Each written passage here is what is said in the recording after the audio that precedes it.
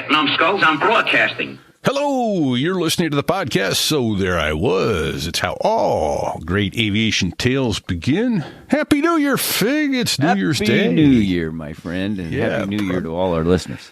Sierra Hotel, indeed. Happy New Year to all of you. Hope you have a wonderful and blessed 2025. Can you believe it, man? 2025. We started this in 2023? Yeah, this will be 2 years in May. No. This will be 3 years in May. So we started in 2022. Holy cow. Hold on, is that right? So we're at 140, so 104 episodes is 2 years. Holy shit. No We started kidding. 22? 22? Yeah. Okay. So Wow. 2022. Time flies, man, when you're We're having working fun, I on guess, 3 right? years, and you people have been fantastic to us, especially all of you who have lost your sense of normalcy and taken money out of your wallet and thrown it at us. We can't believe it, but we're humbled and grateful that you do, to include our newest Patreon pilot, Kirby Sims. Thank you, Kirby. Indeed. So if you want a shout out or something, let us know. Yeah. And we're questioning your judgment, but We are. We are so glad that you did, because production of this thing is it costs money. Right. It's amazing. I really had no idea what the production costs were. And our main platform that we use actually almost tripled their prices this year. When it comes up for renewal, it's like, dang, that ain't nice. But It's not right. No. Don't they understand that we're doing this. We're providing what they service. understand is there's only one other platform that does it, and they charge twice as much as the people we're using. So Yeah. they have us by the short hairs, brother. But the bottom line is we are always humbled and so appreciative of everyone that donates. So thank you. Absolutely. We know that money wasn't handed to you. So the fact that you're handing it to us is deeply, deeply appreciated. We got a bunch of cool stories coming your way this week. This is a best of, especially during the holidays. It is just hard to get people to play along and give us time to interview. They want to spend time with their families and stuff, man. I don't get it, but And that's weird, right? Okay, so you got little kids, Yeah. All right. Enough of that. Hey, we're going all the way back to Gallo to start this week. When he takes a dock to the thermal barrier. Yeah, I like that. I like that story. I'm glad. And hey, by the way, who picked our stories for us? Oh, hey, Bago. Kudos Thank you, to Bago this week. Yeah. Thank you. Bago went through, picked his favorite of the favorites, and he helped put this together. And so thank you, Bago, for doing that. He did. He picked out the stories, told me where they were, go find them, and so I did that. And then we even throw in a couple 3 Dos Gringos ballads. So you get to listen to them this week. Which you can't ever get enough of the Dos Gringos. Never. Do you have a favorite this week coming up?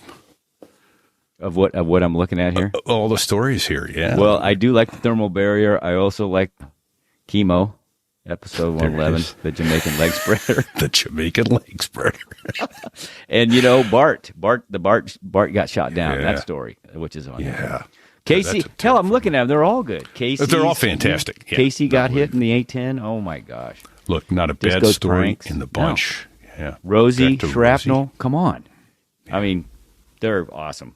We could live for another 3 years on these stories alone. I'm telling you, man. And so, but we've got more great ones ahead. We've got Casey's husband who had an air medal or 3 on deck. Coming up next week will be our first live show in the new year. We've got a special treat for you with someone who spent some time at the highest levels of government on America's worst day. Let's leave it at that. Yeah, that's a good way. That's a good way to tease it right there. Yeah. Yes. So, hey, one other favor we need from all of you. If you can't send money in, and that's okay, we understand that.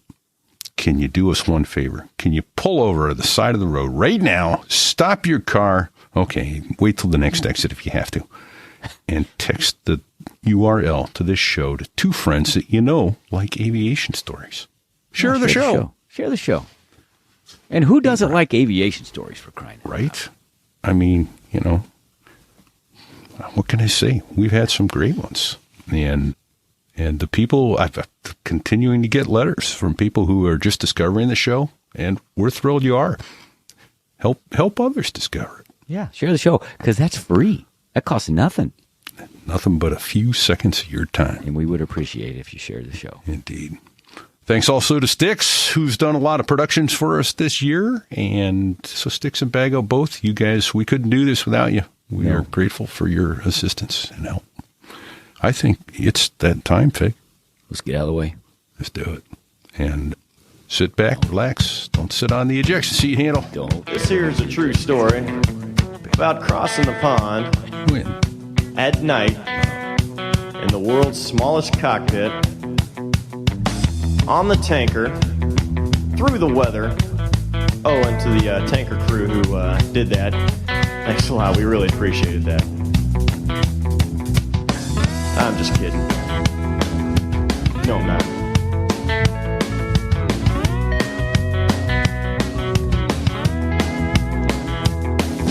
Well, there I was crossing the pond, and you could see that I wasn't exactly fun. We had a flight surgeon, Ned, and he's just a really good guy. OBGYN. Now that's a different story, but his Not much business in South Vietnam in the 60s, but 70s. I'm sorry. Anyway, but Ned was he was a scout. You know, he's just excited about everything, and we screwed with him as often as we could. And he got me aside, and he had two things he wanted to do. He wanted to go over North Vietnam, and he wanted to go Mach 2, double sonic. He said, I think he made that up. Can we go double sonic? Well, I was doing a post-maintenance check flight. I was the maintenance control officer at the time. I had two jobs in Nam Phong, Thailand.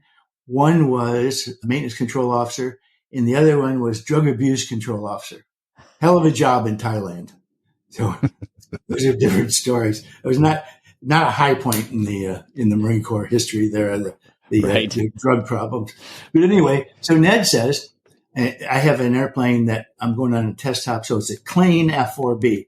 I mean, it's very quick. Slick. Nothing hanging on it, so no drag. Nothing hanging in. It's just go up and check it out. And I remember nudging that over, and it was Mach. I think the max speed was Mach 2.1, and I pushed a little bit past that, and I said, I think it can go a lot faster than this. And when I got back, I said to the tech rep, I said, what is it? I didn't know if it was a compressor stall. What's the problem? Because the ramps would be fully out by the time you got up to that speed. And he said, oh, no. He said, it's limited by the canopy. I said, whoa. Yeah, you could lose the canopy or it starts to fail at that. So I said, that was my last experiment. I think it'll go a lot faster. Yeah. So anyway, so I told Ned, he said, can we do those? And I said, next time I do a test flight, you can get in the back seat.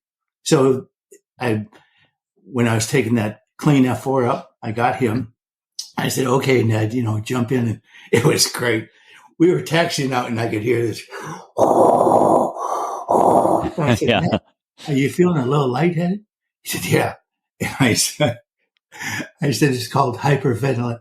I said, hold your breath. Okay. Take your glove, pull up your face like you're going to throw up, and just hold it there. I said, is it clear now? You're not lightheaded? Yeah. Keep in mind, this guy's a flight surgeon. He's teaching all these things. So anyway, he held his breath. It felt a lot better. But I could always tell when I was getting excited because he started that heavy breathing. We took off. I did a loop in this is when we were still in Da Nang because I just did a loop up there. We're not that far from North Vietnam. Just run across so he could check the block and see. And he said, can we go double sonic? And I said, yeah, we can do that. That's no big thing. So we did. And he said, is there anything else I need to see? And I said, yeah. I said, you can't tell anybody. We can't talk about it, Ned. And once we get on the ground, I said, you've heard the speed of heat? He said, yeah. I said, I said, technically it's called a thermal barrier. And I said, and the thermal barrier, in F4, if you go up to about Mach 0.98 or so, it starts, what you get is the shock wave is going over all your pitot-static instruments, your probe and the rest. And so everything jumps around. I mean, it goes crazy, but then it's only about that small band when the shock wave is moving. So anyway, I took it up to that, I think 0.98 or whatever it was. Might have been a little less. But I took it up there and modulated and going back and forth through it. And the cockpit is going crazy. And I said, Ned, we are approaching the thermal barrier. And I said, and so I reached over, and there's no air conditioning in the back seat, but you have it in the front seat. Yeah. I cranked that beauty up to about 300 degrees. And I said, okay, we're getting there, Ned. And I could hear him back there. I feel it. No shit. We went through the thermal barrier, and we got back on the ground. And the only time in the Rose Garden that you weren't perspiring was when you're flying, because you could turn the air conditioner on. Well, Ned got out of the airplane. He was soaked through everything. His flight gear. I mean, it looked like he had been dumped in the lake. Sure. And the guys looked at him. They knew exactly what happened. They said, "Oh my God, did Anderson do that? Did Gallo take you?" And Ned goes, "Yeah, we've been there." It was great. What a dick. I love it. He got through the thermal barrier. Ned was ready to believe anything. Oh, that's beautiful. Yeah. So anyway, that was it. He's one of the few flight surgeons that's been to the thermal barrier. That's awesome. That's awesome. Absolutely love it. Absolutely love it. Well, there I was. I was flying on the way to Goose Bay, Labrador. My boss was in another plane. Two of us, I think we were in Bonanzas or something, and we're listening to fingers 1, 2, 3, 4, 5. And there's a couple of guys on the radio speaking French. They're going back and forth, and my boss, who hated everybody, he was an equal opportunity hater. He gets on the radio and he goes, "Why don't you guys learn to speak English?" And one of the guys that was speaking French comes back, goes, "Fuck you." And he goes, "Good, you're learning." I almost lost control of the airplane. I was laughing so hard. That was just, I died. I just died. That's a show title there, man. I love it. Good, you're learning. Learning. Great. Oh, coolest thing I ever saw was the pyramids in Egypt. I took a Cherokee 6 over to Cairo. I was delivering it to Anwar Sadat's son, and I picked him up in Alexandria on the Mediterranean coast. And together we flew to Cairo, and we got close to Cairo, and he goes, "You ever seen the pyramids before?" I go, "Nope, never been to Egypt before. This is a dream come true. It's a pilot's ultimate, adventure. You're flying a small plane to Egypt and you get to see the pyramids." And I remember seeing a picture of a formation of P-38s in World War II over the pyramids. Like, this is the greatest thing ever. And he goes, "Well, they're right over there. Let's go see them." And we go over to the pyramids, and he kind of looks at me sideways. He goes, "You want to buzz them?" I go, No. Yeah. Can we? He goes, "Yeah." And we buzzed the crap out of those things 3 times. I didn't know the Sphinx was right there. I'm a little kid from Minnesota. 3 times beneath the tops of the pyramids, shooting the goalposts, laughing like schoolgirls, just unbelievable. We pull up, do it again, just buzz the crap out of it. The 3rd time he goes, "Okay, we better get out of here, because even I'm going to have some explaining to do." But, it's the president's son. What are they going to do to him, so. Beautiful. And the most dangerous closest was probably when I lost my ferry system over the middle of the North Atlantic one night, way beyond the point of no return, heading to Paris, and turned on my ferry system, and the fuel wasn't flowing. So you say ferry system, that's the extra fuel tank and everything? Yep, the ferry tanks. Yeah, Okay. I 4 hours into the flight, I'd run the wing tanks dry, and I turned on the ferry system, and a couple minutes later realized that fuel's not moving, and oh boy, I need that gas. Interesting. Yeah. Interesting. So a stupid question then. Can you not burn the ferry system first and then go to the wing tanks last? Look at you with your good ideas, 30 years after. Oh, well, you know. I was thinking That's what the I same do. thing. I was like, man, shouldn't we burn the fuel tank, this ferry tank first? I don't know. Yeah, that's what I should have done. You bet. That would have been a great Oh, idea. I didn't know if you couldn't or something. If it was No, something you to do with could. Well, CG or okay. The problem was on that one, there's a couple problems. And the first one is I was young and getting confident and cocky. I've been using the ferry system a That'll lot. never go badly. That'll never gonna happen. And I'd been using that ferry system for 3 days and it worked great. And when we go out over the ocean for speed and range, we like to keep the plane as aft CG as possible because, as you know, a plane flies faster and more efficient aft CG. So you bring the wings off first, and then But what I should have done is test the ferry system, and I hadn't done that because I'd been using it for 3 days. It worked great, You'd been testing it. Yeah, I'd been testing it, and so I sat there, and the way they're rigged is they've got a line that goes to the belly of the tank with a J tube, and it ram air pressurizes them. And I took that line apart. I always carry tools in the plane, and there's supposed to be a blast of ocean air coming out, and there was nothing. So that was the problem. And Was it frozen over or? Well, normally we drill a hole through the bottom of the plane and secure it with a nut and a big washer.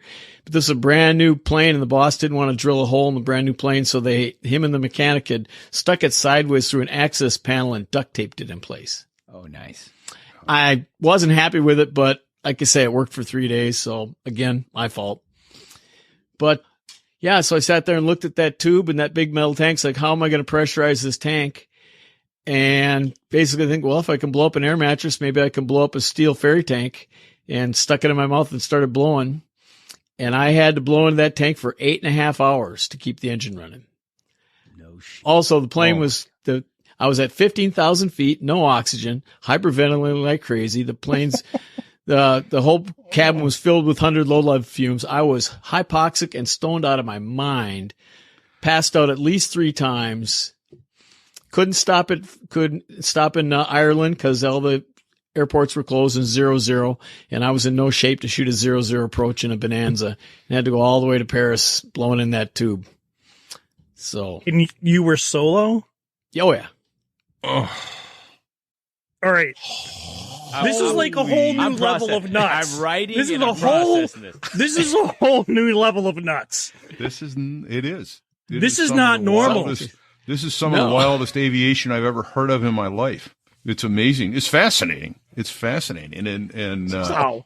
Oh my God.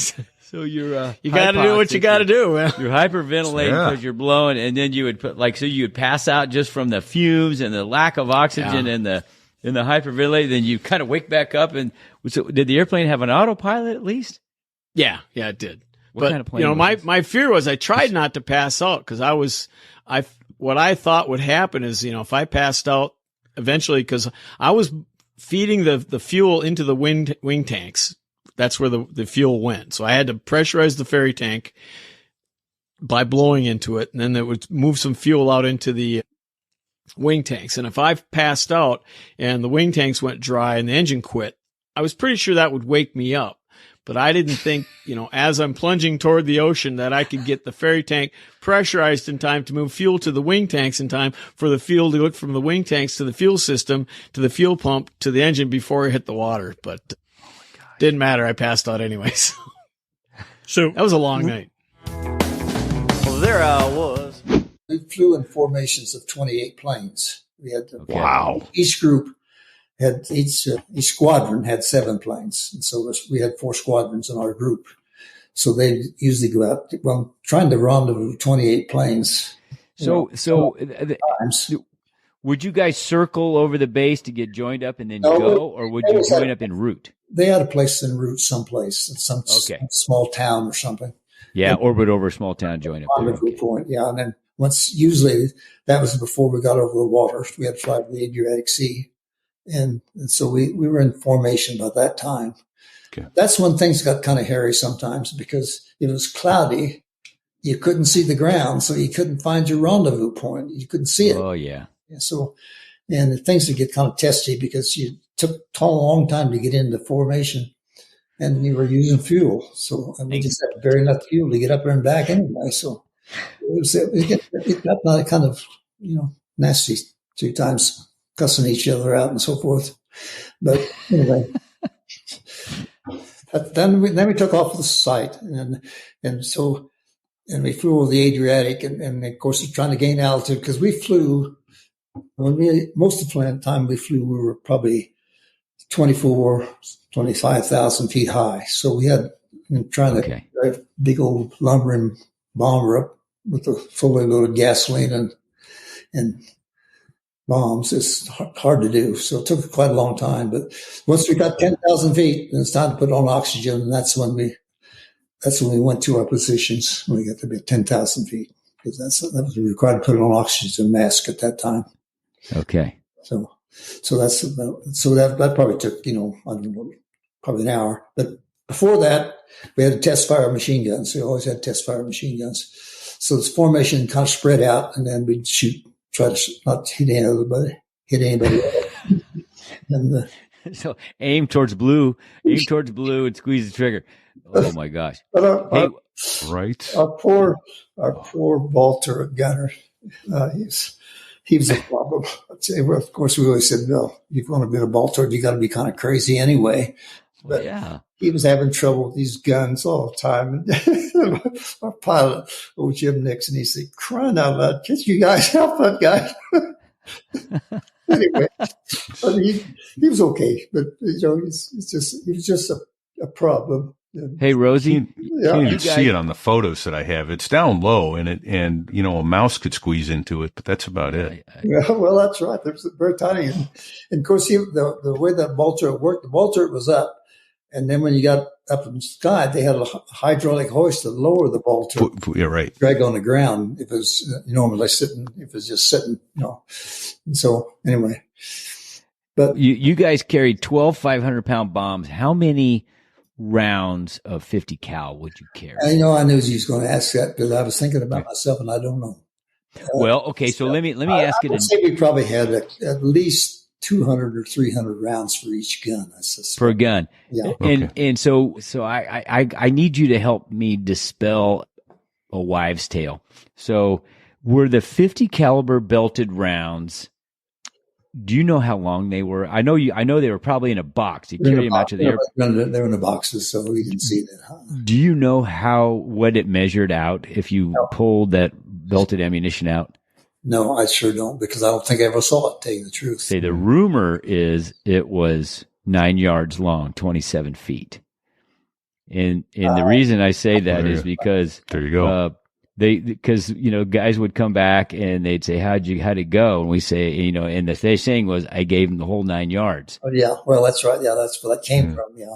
But okay. I don't think. All right. I was hoping you could either confirm or deny that for me. Yeah. Well. So about 200 rounds a gun. That's a lot. And that's a lot of weight right there. That's a lot of weight in. Yeah. And those guns probably weighed, I'd say 60 or 70 pounds apiece. They were big guns, Yeah. And then, but that also tells me you didn't actually load the ammo belts. They were loaded for you. Okay. The belts were loaded, yeah. Okay. What they'd be much more. Yeah, they'd be quite heavy because it was anyway. When we got to 10,000 feet, we had to be in our positions, and our turrets, and then we had to put on oxygen mask. Okay. Connect up our intercoms because we had the intercom. We could talk to everybody on the plane. The pilot could talk to other planes, but the crew could not. We could just talk to within the plane. So we had to get that set up and get your oxygen mask on. We always had our flak suits and flak helmets, but we didn't put them in the turret because they were too cumbersome. We just used those when we was going over the target. We'd put those on. So, and then we take off the target, and then when we got there's always when you went to the target, they told you what the elevation you were, or told the pilot what elevation you was going to be in, and then they had what they called you're familiar with the PI? I don't know what that PI stands for, but that's the point where you turn and you're going to the target, and no matter what, you stay on that heading. So the IP is the initial point, Yes, yeah. and then you would turn and head towards the target, and that was your run-in, your target run-in. And they used to say, well, if the flag got too heavy, we wouldn't go there. But that was not the case. Once you that IP turn, you were on the line to the target, and no matter what, you went. Right. And so, That's crazy. so the Germans knew that. So they'd always figure out where the IP was and shoot because everything. Wait till you're inbound. Yeah. yeah. At some point in the bombing run, the pilot turned the airplane over the bombardier. Right. That's right. He That's right. coupled it up to the autopilot, and the bombardier actually flew it at that point. It's what they call the Norden bomb sights, what it was. And that was a gyroscope. I guess it was. Well, I don't know how I understood it. But that was right. And they turned one. It's magic. Someplace before, actually, they got to the target. They turned over to the bombardier, and they flew the plane. So, and then and of course, as soon as they, we all dropped the bombs at the same time. So, in a sense, sometimes you didn't really need a bombardier, except because you had a head guy who was going to drop the bomb. So, but anyway, no matter. We all dropped at the same time. All dropped them all 12 bombs at the same time. We didn't string them out or anything, just unloaded. And then, of course, as soon as you unloaded, then you wanted to rally away from the flak, because that's where the flak was the heaviest. Oh, you bet. The sky was bead black, I'll tell you. It was Sky was bead black. Very scary. It was really frightening. The whole mission was 8 hours, but it's that probably 30 seconds right over the target. That's when that was the scary part. Really. Right. And now here's a stupid question, but I have to ask it, and I'll tell you why I ask it when I'm done. Could you hear the flak exploding from the B-24? Yes, probably not over the engines. Yes, you could. You could. Hear was it loud? You could hear it explode and see it explode, and you could sometimes hear the shrapnel hit the plane. So, shit. So it was. There's a show title there. Sometimes you could hear the shrapnel hit the plane. Oh man. So it was quite. Well, there I was. Yeah, I told you I'm a clown. I'm always, and then at the time I put the Code Texas all over Mongoose's car. I'll tell you that one too. Wow. And that was Woody and I. So anyway, I look at Roscoe and he's walking out there. Hey, get back here. I said, hey. I go, what are you doing with this? He goes, I'm going to take him to get him burned up. And I'm going, no, we're not, man. So Woody bought Scooter's old truck, that old piece of shit green 1962, whatever the hell it was, Chevy manual, stock thing. 3 on the tree. Didn't have an air conditioner, had a heater. And he always leave the windows, he would ever lock it and leave the windows partly rolled down. So I go, come on, let's go. So we took those 2 massive bags, like 30-gallon bags, and we filled Woody's cab completely full of that shit. of the dots? As far as it would go, I mean, the windows were open like this much, and it was like a C all the way across. No. So he gets back, and Woody's like, I know who did this. So he comes to my house. So, you can't prove a thing. He takes Winter Ryan, puts it on my grass, it grows up, says, Disco, you're a faggot, or something like that. So it's growing green in the winter on my front lawn. Great. And just like, great. So this is like, we do this back and forth. But yeah, that was one of the best ones I did to Woody was filling his car full of those things. That was awesome. All right. I got two things written down here. I got to circle back real quick. S1. What is S1?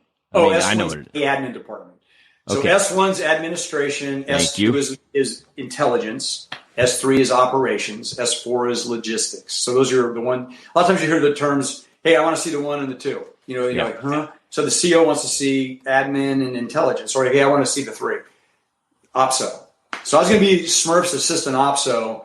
So the assistant OPSO out in BMA 513, he would have been the OPSO for 513 when we went out there. So he'd have been the 3.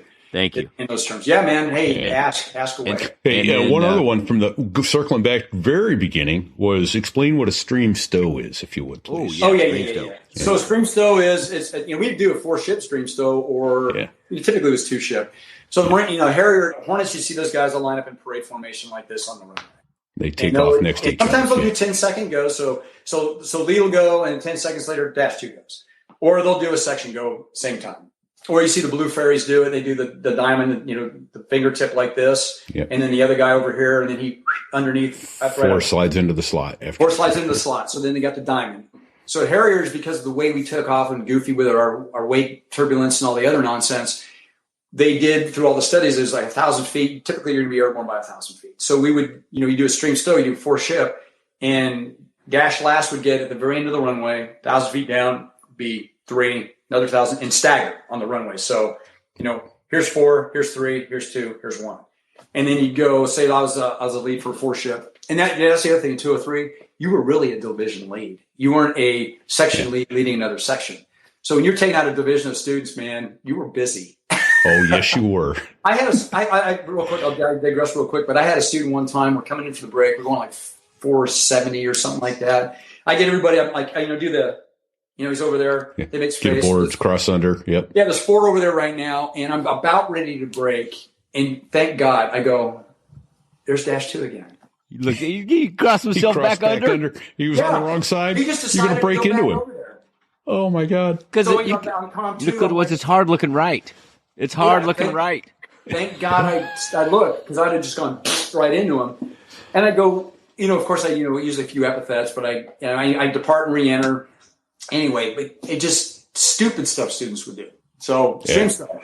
So we're all on the runway staggered, and you'd be like discos rolling, go. And then as soon as you rolling, go, everybody's at full power. And so you'd see, if you were in the dash last, you'd see all these 4 jets. You'd just see kind of a smoke cloud and dust from runway detritus and all that stuff. And all of a sudden you see bleep, all these 4 jets just pop up out of the smoke, and then everybody's nozzling out. They're easing their nozzles back, gears coming up. When they get to a certain speed, flaps come up from stall to auto, and everybody kind of goes and eventually joins up, lead turns in, and everybody kind of just slides into position. It's pretty awesome.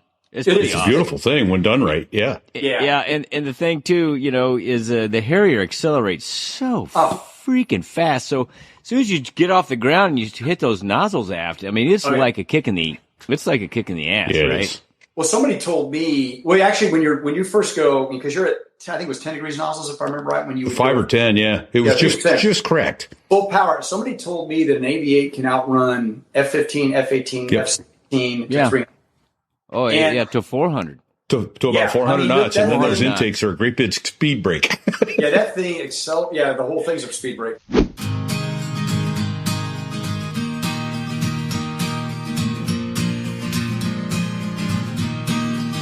Oh, we're the wingman, and it's nice to meet you too.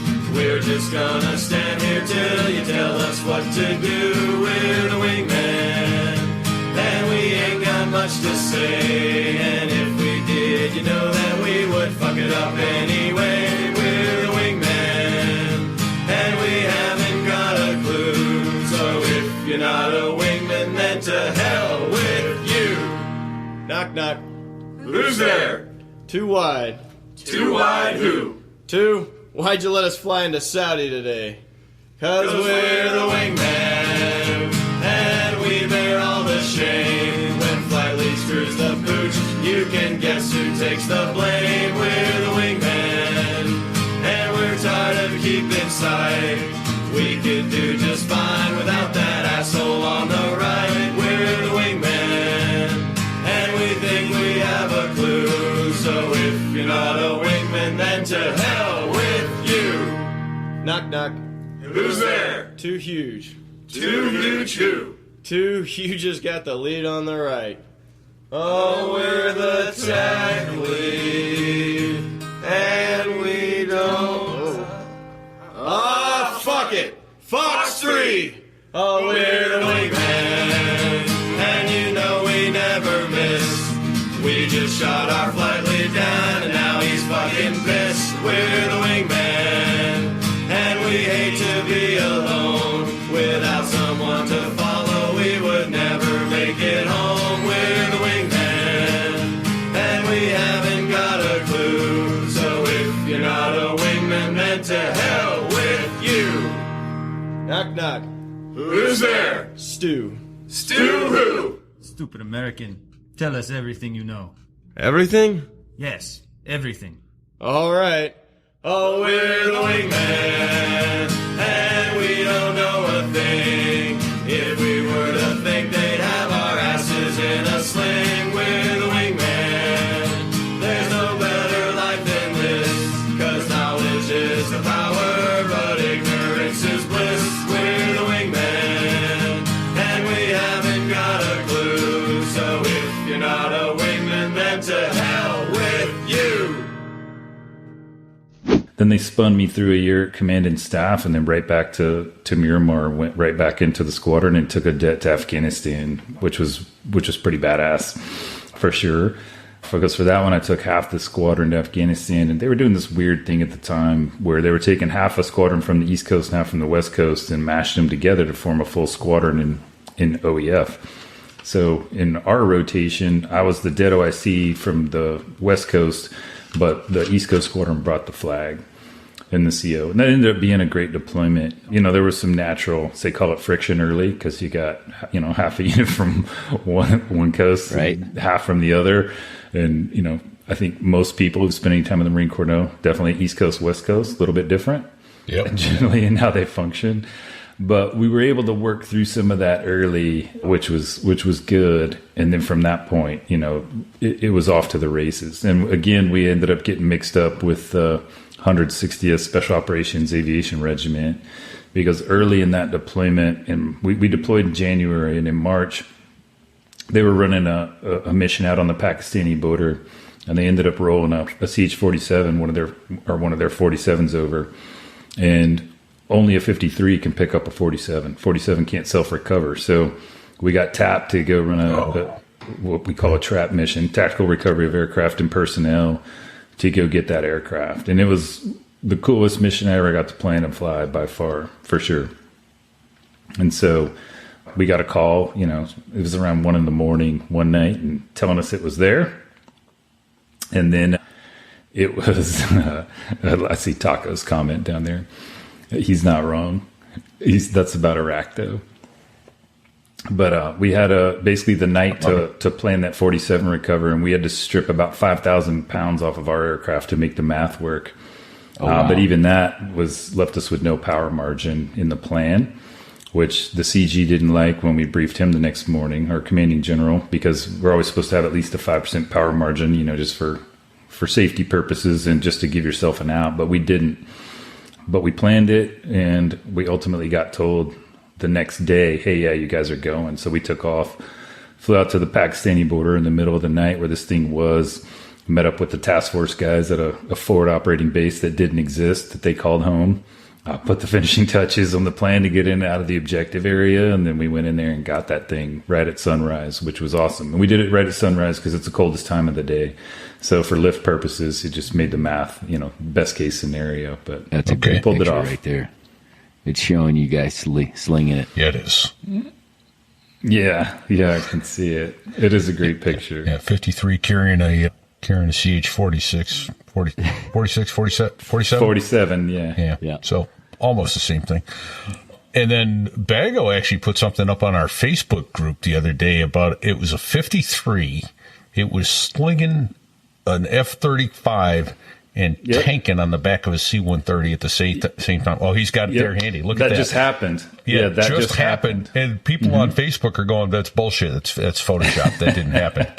Not possible. That is, I don't know which of those four pilots is more crazy, the two in the 130 or the two in the 53. But, or the person who said, you know, all they have to do is pickle that 35 into the ocean. When things go to shit. Yeah, they just did that. I think it was last week, but that's a 53 kilo, the new one, and so it's got a little bit more lift capability than the Echoes that I flew had. But pretty awesome aircraft. But we did do some training at Mott's, especially where we'd go up to the tanker with external loads under the aircraft. It was challenging, for sure. Well, there was a picture a little bit ago somebody sent me one of our listeners sent me an email with a picture of, it looked like a Humvee or two slung under a 53 while it was tanking. You could see the basket in the corner of the picture. WTI. Yeah. Right. What? Yeah, we used to do that with the students at WTI. It was great. It's a fun evolution. It's tough, though. Well, there I was. Well, I'll tell you what, though. So you found yourself down there in Thailand, you said, and this is, of course, in the height of Vietnam. And there's some nasty weather. I've flown in and out of Thailand. There's some nasty weather there. That's subtropical. They get some thunderstorms. Well, they get the monsoons. In the summertime, you get the summer monsoon, the wet monsoon over Southeast Asia, over Thailand, Vietnam, and those areas. And in the winter, you get the dry monsoon. Monsoon is just a annual or biannual weather pattern. It doesn't mean heavy rain, although it's usually have it. So, yeah. So over there, I got there in November, so it was actually the dry season. And we didn't have to deal too much with thunderstorms. Luckily, we had a decent radar by then that could scan out to the coast of Vietnam from Thailand, where I was actually up into a little bit of North Vietnam. So we'd see where the thunderstorms were. And it was while there, as I was talking to Pete before, that I was stationed with one of the more amazing leaders I've ever seen. That was General, then Colonel Robin Olds. Yeah. And if you've never heard of Robin Olds, you should Google him. Yeah, absolutely. That was him. Look at that mustache. I know. Yeah, and the mustache. That's an awesome picture. He came. Yeah, his daughter wrote that book. He came in to the 8th TAC Fighter Wing when it was in disarray. It was a period back there in the late 60s, and they were getting shot down. There was no interest in doing what they're supposed to do. This is Colonel Olds on his last day. I took this picture at his going away party.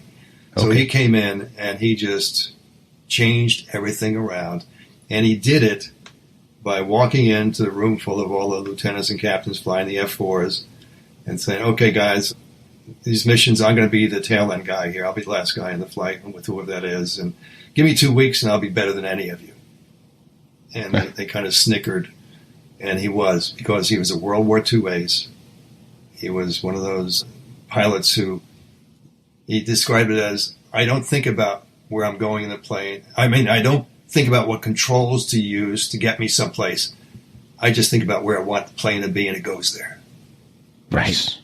But he was quite a guy, and he came up with an interesting way of getting rid of most of the North Vietnamese jet fighter interceptors, which had been shooting down a lot of the F-105s, the Republic F-105s. Yes. Interestingly enough, referred to as the Thud, because so many of them were unfortunately making that noise after they were shot down. But it was called Operation Bolo, and the idea was F-4 wing, 2 F-4 wings from Thailand, 1 from Vietnam, would fly the same route as the F-105s, use the same call signs. Yeah, so they look like attackers. They look like the bombers, the F-105, and that would lure the. They didn't have a big Air Force, but they had like a dozen MiG-21s, I think, or something. Yep, MiG-21, yeah. So they went up, and the MiGs came up, and they shot down half of the North Vietnamese Air Force in one day. And my little part in it was to I did weather briefing. I was working the overnight shift, and they briefed every morning. Great. I had no idea what they were doing. I knew there were a lot of people in the briefing room, more than I'd ever seen, but I wasn't privy to the whole concept of this thing. And I do remember saying specifically, there you go, there's a MiG-21, saying typical, this is early January, winter weather up there was 4,000 feet broken. Something like that, tops about 8,000. It turned out to be overcast, which is even better because the MiGs couldn't see what was above the clouds. So, and I had no idea what went on. And then a few hours later, I was off duty, and I heard them doing their victory passes over the airport, where they come in low and pull it up. Nice. And I said, something happened today. Something good happened. That's great stuff. And now I see it on TV. You know, I'll see a program on Smithsonian or someplace, and I said, damn, I had a little part in that. Very little part in that. But right, but no, it's one of those happy coincidences. Can't go without the weather brief. Yeah. No, I mean that's really cool. Yeah. Brief Operation Bolo weather. Well, there I was. That leads us well into this next story, which again, you guys listening are going to be hearing this in public for the first time. We've kind of kept this one close to the chest. I did a long time ago get permission from my buddy to publicize this. I don't think he was thrilled about it because I think he's still a little butthurt that he's on the butt end of the joke. But honestly, this isn't about making fun of him. This tape is hilarious no matter who is involved. And if it were me, I'll be just as happy to publicize it because it's just, it is the best ass chewing that I've ever heard on tape. So here's the scenario. My buddy's Advon. He's coming in to take over for his debt, and he's a tower controller. So he's got some experience in Iwakuni and other places. He's got a couple of CTOs. So, you know, for a 3-year guy, he's a qualified control tower controller. Yeah. In several towers. Yeah, certified tower operator. He's got a couple of them, so he knows what he's doing, and that's why you get picked for Advon, right? Okay. Because you got 6 months more experience than the next guy down the line, and you got a week, you got 10 days to check out. Which, you know, normally in training you would have months and months and months to check out. So you do have to kind of be quick about it, and there's not a lot of time to mess around. So he's in the tower training and trying to finish up so that you can then get a check ride, similar to pilots, right? When they say you're ready, you then get on with an instructor. They just listen to you for half hour, 45 minutes, and they, you know, give you the sign of the cross. They sign you off, and now you're good to work by yourself. So that's what he's working up towards. All right. And he's working with the tower chief. This old guy, his nickname was Doc.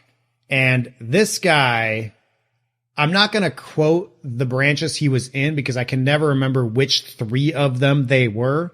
But let's just say he was like Army, Marine Corps, Air Force, not in that order. He'd been in 3 branches of the service. He's like in his, I mean, it's hard to say. He's got white hair. I mean, he's Steve Martin, full on white head of hair. So he's got to be in his mid 40s at least and kind of grayed early. And he's from old bastard. He's a geezer. Oh yeah. Crusty as shit. He's a geezer. Crusty as shit. He's a gunny, and he's got like, I found out later, he's got like 4 DUIs on his record. And, you know, he used to say the most hilarious, he's from like either Mississippi or Alabama. I can't remember. And real quick, Advon is advanced party. So again, if you've got, so Max 1, for example, Marine Air Control Squadron 1, right? Part of MAG 39, right? West Coast pack. You're deploying, this is 3rd Marine Air Wing. And you have Max 1, which is a air traffic control and related reinforced et ceteras, right? Motor T, you got some admin, you got whatever. You're supporting the fleet in the Marine Corps. Your job is to support the pilots, and the pilots in the Marine Corps are supporting the infantry, right? That's kind of how the Marine Corps is organized. It is all around supporting infantry. The Marine Air Ground Task Force. Exactly. Okay. So you have 3 debts, Alpha, Bravo, and Charlie, because you're rotating them through and they're replacing each other ideally every 7 months. Because unlike the Army, we don't really like to keep Marines out there for 12, 13 months, 18 months. When we can avoid it, we try and kind of rotate them through. So when you're doing the RIP, replacement in progress, one debt is out there. Let's say Bravo is out there. They were out of Miramar at the time. So Alpha is going to go replace them. Well, you don't bring in the entire debt to replace a debt. You pick your most experienced guys, and I've heard you guys talk about this. I know this happens with flying squadrons as well. And you send out 10% of, or whatever it is, of your forces. They go out there, they train, they learn the job in like a week to 2 weeks. It's very accelerated training. Then the debt that's there leaves and your debt gets there and you train your own debt. So I was Advon for radar. That's what I had to do. And my buddy is Advon for the tower. So he's training in the tower. And again, he's got a week to check out, very accelerated. Yeah. And Doc, this gunny, is just a no bullshit, you know, Southern guy. Again, bunch of DUIs, just like a, you know, I wouldn't call him shit hot, but definitely great controller, like really, really knew his job. You know, had kind of longer hair. Like literally this guy would walk past the base CO, which is like some colonel, like is not usually yelling at people about haircuts, but every time he'd be like, God damn it, Gunny, get a fucking haircut, right? Like this guy's getting yelled at by officers to get a haircut. That's how like little he cared about like regs and stuff. And he had so many famous lines. Like he would just drop MFers on frequency, you know, like a classic line. He would say, traffic flight at 253's landing motherfucking Oscar Bravo. And just like, it just rolled off his tongue. The pilots never called him on it. Nobody else called him on it. It's out there somewhere on recorded tapes, you know? And he had the best sayings, the best Southern sayings I still remember to this day, right? He'd be talking about some shit situation with a bunch of F-18s that are doing the brake wrong and they're about to like slam into each other. And he's like, I fit all 5 of them motherfuckers under a $1 bill, you know, like out the window.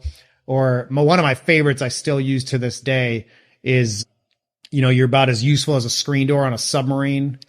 Or in talking about girls, he would say she's about 2 axe handles wide or big enough to burn diesel. You know, he's one of these guys, just very old school, very unwoke, very not PC, just old breed Marine Corps, you know. Nice. So, and got all this experience, right? And he's the tower chief. Side note, this guy kicked a couple of sailors out of Iraq straight up. Like we were at some point, we had an attachment of sailors on the Mew or something that came up and they were controllers and they came up to train with us and he lost his patience with one of them and kicked him out of the tower, called their command, said, get these guys the fuck out of here. They have no idea what they're doing. Put them back on the boat. And he kicked them out of Iraq, literally. And when they were leaving the tower, he yelled down at them. He said, anchors away, bitches.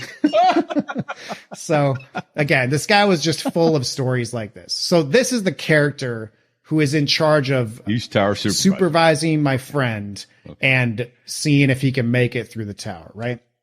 And one thing about training in air traffic is you got 2 mics, the trainee mic and then the instructor mic. The instructor mic has override capability. So when I'm training people at SFO, if somebody's about to do some dangerous, dumb shit and I can see it coming, right? They're trying to launch a plane into another plane. If I overkey him and tell the guy stand by or hold position, my voice is going to go out, not the trainees. That's how most air traffic works. It's a safety precaution, right?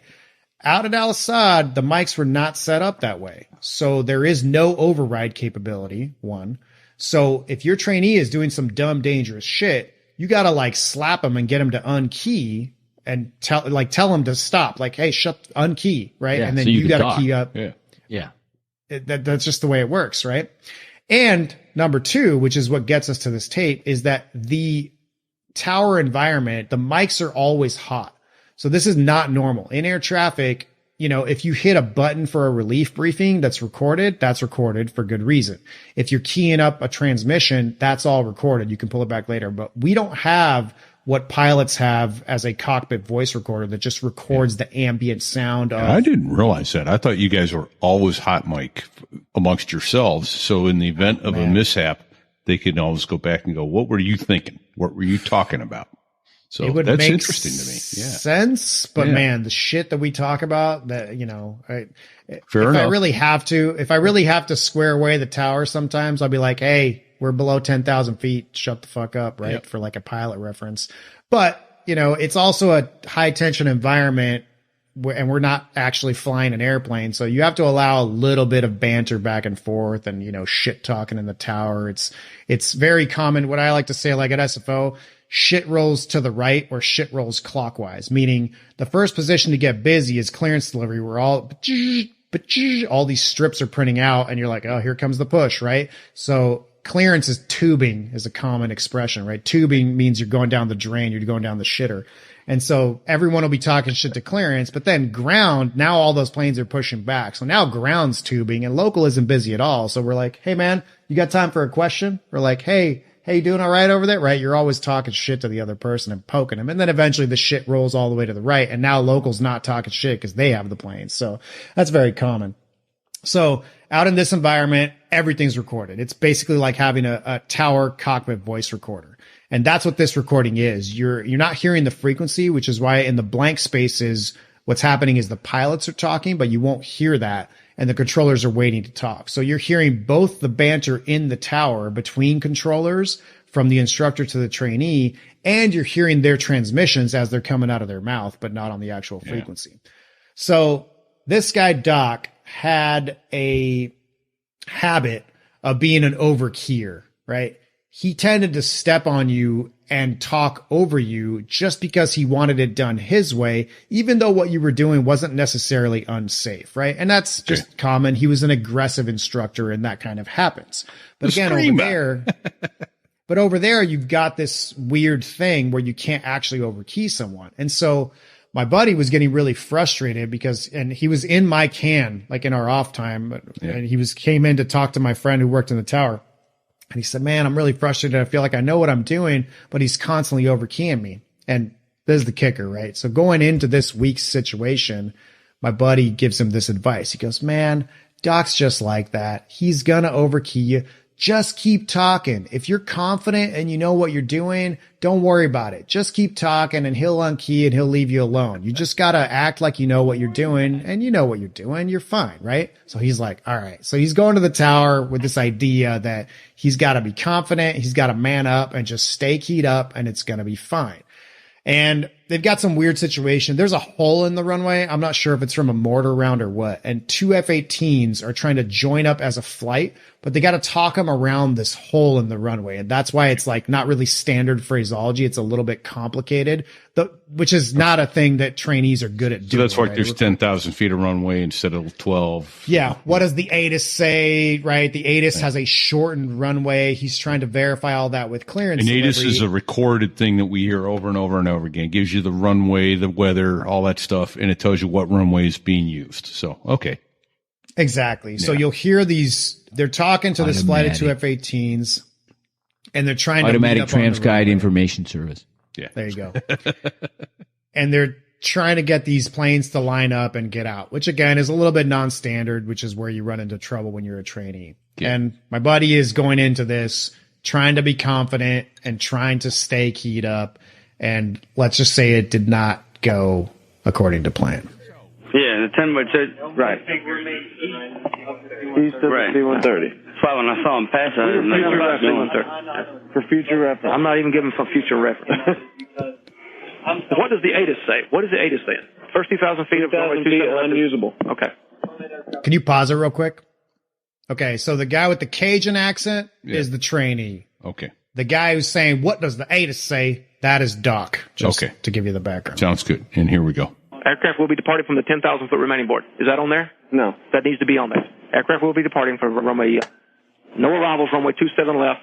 Aircraft will be departing from the 10,000 foot remaining board. 57 can hold its position where it's at. You can exit out the window contact power, though. You have to Affirmative, sir. Sorry about that. A little bit of confusion. You shut your fucking mouth when I key up and talk. I'll bounce my fucking fist off the side of your head like a fucking machine gun going off. Copy 5-6, affirmative. You can back taxi there on runway 27 left from India back down to your wingman. If you're going to say something, you key up and fucking say it. If you don't want me to fucking talk, then key up and fucking say it. Start giving some fucking instructions. Copy 5-6, roger, sir. He's accessing the runway at Lima. He's starting the back taxi right now. We'll get you Jim out of here in just a second. God fucking damn it, be an air traffic controller. Fix this bullshit when you see it fucking happening. I'm trying to write a motherfucking eval here. You want to be qualified in this bitch? Act like a fucking air traffic controller. Watch this bullshit happen. You come in here with your musty ass Iwakuni qual and you want to get qualified in this bitch, start acting like you want to be qualified. Fuck me, I can't take my eyes off of you for a fucking second. Give me a fucking break. Jesus fucking Christ and all his little angels. I'm trying to do some shit here. Copy 5-6, flight gentlemen, right there in front of the C-130 line. We'll be fine. Once you make a 180 there from the intersection, you're clear for takeoff, runway 27 left. Hey, that motherfucker lane. Oh, sir, 1 roger, runway 27 right, winds 280 at 8, clear to land, runway 27 right. So tell that motherfucker to land, he says. Yeah, he goes, clear up motherfucker to land. So I did not catch that for years because I've edited this clip. So like some of the silence at the end, I shortened so that you can get to that end. Yeah. So for years, I never heard that part at the end. But what you've got is my buddy's fuming, right? Because he's been getting his ass handed to him in the tower. And he's no pushover. You know, he's about 5'2", raging Cajun, like he gets in bar fights. Like he's not one to just sit down and take it, but he's in a situation where he just has to, right?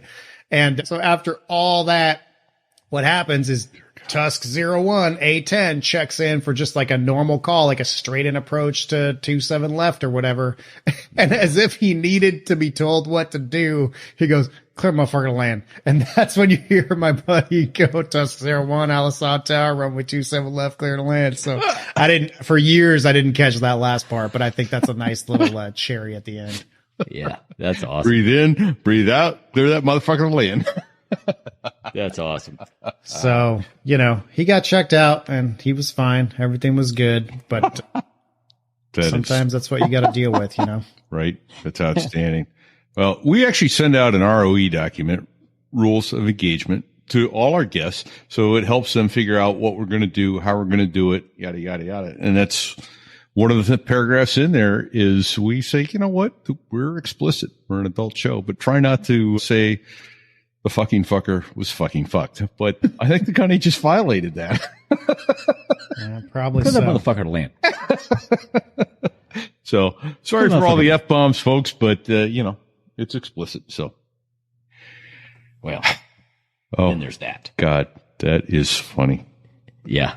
Automated Terminal Information Service. Yeah. Thank you, Sticks. Yeah. As badass put a comment in there. Samuel L. Jackson just showed up. Well, there I was. However, after seeing that picture of your front yard, basically, I have I had a great deal of respect for Tatiana anyway, but now she's on a completely other level that she put up with that shit. I don't know how it happened. I think it had to do with the fact that we finally got into base housing, which was like literally right off the base at Fallon. So she knew that I could be at the club and like literally stumble fucking knuckle drag my ass back to the house and not die. So I think, and she was there a lot. She learned about a drink that I still cannot recreate. It's called the Jamaican leg spreader. So we're going to leave it at that. All I know is kind of yummy. The more you drank, the more you wanted it. And that was my favorite drink, the Jamaican leg spreader. Yeah. I still don't know the rest. Any idea what's in it? There's some greenish shit and some I think some Jaeger and some other stuff. Oh, it's a bad combination that I know made her very happy, which made me very happy. Well, that's all that matters. More shake right there. Wink, wink, nudge, nudge. Oh, say no more. Say no more. Know what I mean? Know what I mean? Yeah, exactly. Oh, a non-tactical aviator. What a 1v1 V1 is, and what does that look like? Non-aviators. Do you want to know what it looks like? This is what it looks like. Paco, who's, by the way, Jamaican and Italian, right? Basically walks into the ready room, unzips his flight suit, and like throws out his 10-foot cock and goes, "What do you guys think?" And we're like, "Jesus Christ, Paco, can you put that away?" "What's the matter? You scared?" "No, I'm not scared." "You want to go?" "I don't want to touch that fucking Lincoln log of a massive thing. But you know what? If you want to fight, I'll shoot your ass." "All right, let's go. Let's go. You and you. Let's fucking do this shit." I'm like, "Can you put your penis away for just a second?" "Okay, thanks." Whew. "Okay, cool. I will professionally fight you now." And that's what a 1v1 is. V1. Okay. V1. 1v1 V1. So was it a 2v1? Like two guys teamed up on Paco, or was it everybody's out for himself? We take off. However many planes take off, we go to an airspace, and we're just all kind of like in this line of breast formation, 1 to 2 to 3 to 4, and we just fights on, bitches, and we go. Why is everybody laughing? This is like good shit. I got because either Sticks or Bago put up that's the Jamaican leg spreader. Your forehead is shiny. What's going on here? I'm trying to tell you like a legitimate story. Oh my gosh. I don't know if that was Bago or Sticks, but I can't. I think I broke my sternum. They put a banner up on the video that says that's the Jamaican leg spreader. 1v1. We go, "Hey, you ready to go? Paco, put your cock away for the love of God." And we'll go.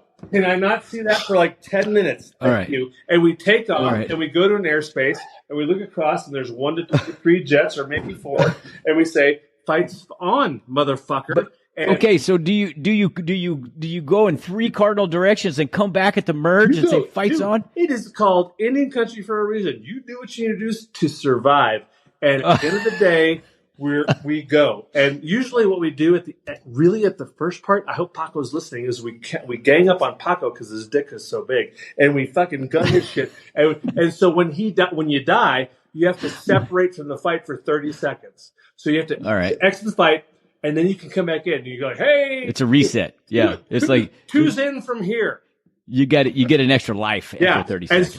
And usually what happens is you're just lucky you're fucking alive. You're literally lucky you're fucking alive because you come in and it's like, "Hey, 2 is dead." And the 30 seconds, "Hey, 2's back in." And all of a sudden you're like, do this. All of a sudden, this plane comes in. You're like, "Jesus Christ." and it's Paco or something, and you're like, get the fuck out of my way! I'm gonna shoot your ass again. But it's like it's a total Look like, at his hands. You know when Look at his hands. Know when you like have like the Cuisinart, right? And you got like the juicer, and you're like, here's my carrot, here's my tomato, here's my cucumber, all that shit happens. But then they do it does it again. You're like, I don't know what's going on, and they're gonna put some more shit in it. It's literally a compounded Cuisinart of shit, and you just an aerial fur ball. You just hope you don't hit each other. But at the end of the day, it ends up being a great evolution. And you come back, and there's more reason to do this. Right? Yes. Because you're like, fuck, you almost killed me. I'm like, dude, I know. I mean, I almost like rolled in it, but then I like got your jet washed. I departed, and then here I went. But I came back into the fight, and then you were shooting that guy, but I shot you first, so you were fucked, Paco. You know what I mean? So.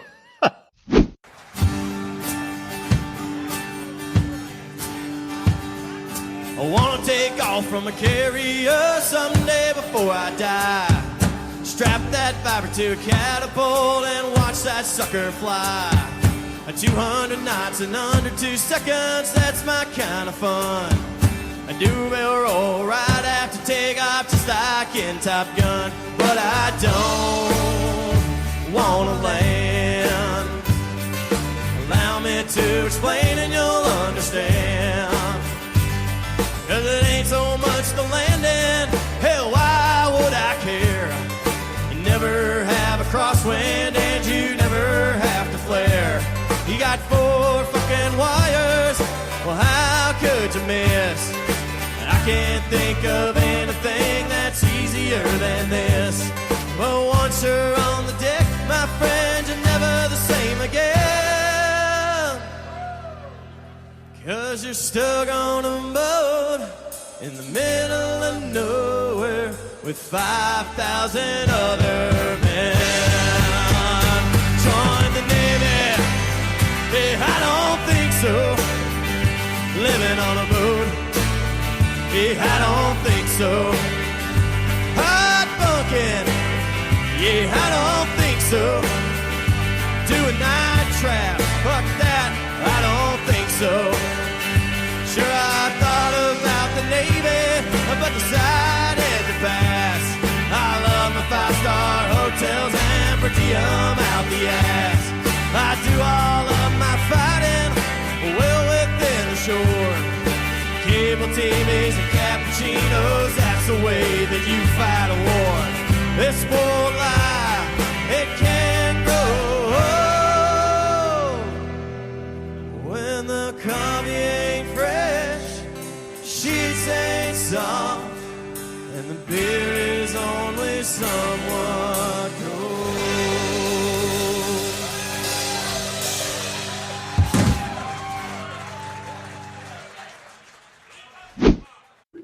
Things happen. Flying on the 17th Combat Mission on February 9th, 1991, 2-plane with the Group CO of MAG-13, Colonel Biote. And, standard mission, go to this kill box, meet an F-18, who is we used to do hunter-shooter tactics. He was an F-18 two-shooter, F-18D. Yep. So those guys would go ahead of you, go to the kill box that you were assigned. Guy in the back seat would use his binos, and go, oh, yeah, there's some artillery down there. And I think that's what the target was. He says, hey, I found some artillery in your kill box. And then he would come fly back, pick you up at, the rendezvous point, and then he would shoot Willie Pete, which is, the white phosphorus. Yep. To mark the target. From way up high. And then he'd say, from the Willie Pete, north 100 meters, and what we're looking at, remember, we're day attack Harriers. Yep. Visual, eyeballs, World War II, carrying Mark 82s. I mean, can we be any more dinosaurs? Well, the Hornet's backseater had binoculars, man, so he was high tech. So. He was high tech. But he would say from the Willie Pete, and you would see a little tiny dot, right? A little bit white. Yep. Yeah. And you're like, and if I just bomb 100 meters, that's basically just north of the smoke, I'll kill, the artillery that I'm asked to kill. And you would see it, as you dived in from 20, you pickle, pause, pull, You're probably pickling around 14, 12,000 feet. You bottom out around 10, 9, 8, and you pull back up. But you had to get below 10,000 feet. But you didn't see that target until you were down around 10,000 feet, which is 2 miles. Right? Yep. And for our listeners, pickle means hitting the button that lets the bombs off the aircraft. Pickle. Yep. Hit the button. Pause because you want the bombs to come off. Pull, a 5G pull. Pickle, pause, pull. That's what we used to say. Yep. Anyway, Colonel Biote is in the F-18, so there's 3 of us up there. Willie Pete is on the mark. Colonel Biote flies in. I'm -2, flying first time with the colonel. And, I'm like, hey, you're cleared in, 6 clear. He goes in, drops his bombs, comes back off target, and we're supposed to be opposites, the circle, but we're still about 4 miles apart. Opposite circle, so you can, give each other mutual support. Check each other's six. Check each other's six. That's and the F-18 is also up there, telling you, if missiles are in the air, because if it's an IR missile, you're not getting any RWR signal. You have to see that visually. You have to be looking to see that thing. Yeah.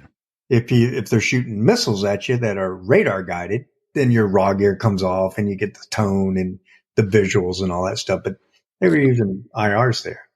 And so I rolled in. I was cleared in, rolled in, and from 20,000 feet, you're in a 30-degree dive. You put the CCIP cross on the Willie Pete 100 meters. Put the thing on the thing. Yeah. Put the thing on the thing. Put the thing on the thing, and then you're on government time for about 8 seconds. Government time is, if missiles coming at you, you don't flinch, just keep going. AAA's coming up, don't flinch, just keep going. It'll all be over soon. One way or the other, right? It's going to be over soon. Good luck. Remember, this is my 17th mission, so I'm like, okay, I've done this before. Yeah. So I pickle all 6 bombs. I pause. I pull up. And what does every aviator do when he's pulling up, going back up the sanctuary? You look over your shoulder. There you go. He's looking. You look over your bombs, it's all about me. It's like, did I hit the target or not? You look over your shoulder to watch your bombs hit the target. Everybody does, right? Look at that ship blowing up. Roll over. I'm not, I want to know, did I hit the target or not? So I can go back to my squadron mates and go, shut that bad boy, Yeah. So you zigged. You're looking for your bombs and you zigged. Yeah. So I zigged and not the F-18 guy, which has 2 people in it, Colonel Biote, 3 eyes are all looking, right? We're all looking at the target area, right? We're not looking at each other. We're looking down. No need to look at Bart. Yeah, no need to look at Bart. Who cares about Bart? He's just a knucklehead captain. So I'm pulling off, climbing back up, down, thinking, everything's, but I don't see my bombs explode yet because it takes a long time from 10,000 feet. Yeah. 20, 30 seconds. Takes a minute. So I remember as soon as I leveled my wings, it was like a car wreck. I heard something slammed into the left side of my airplane. Oh, shit. And as soon as it did, the airplane, I'm climbing back up at a 45-degree 45-degree climb, trying to get up to altitude. I'm probably at 10, 12,000 feet. And, a Harrier, the hottest part of the airplane is right underneath the wing. It's not an F-18 where the hot nozzles are way back in the tail. 15, 20 feet behind you. Yeah. Yeah. And it's not like you have 2 engines. You got 1. Yeah. So that surface-to-air missile, handheld IR, which is infrared guided, went to the hottest part. I did not put out flares because prior to this, we were told don't highlight yourself coming down the chute, because they'll see you, then they'll shoot at you. We had limited number of IRs. We changed that tactic afterwards. So again, I listened to my WTIs. I did what I was told. No preemptive IRs. Post target, you were supposed to put them off, but just think about the math and the physics.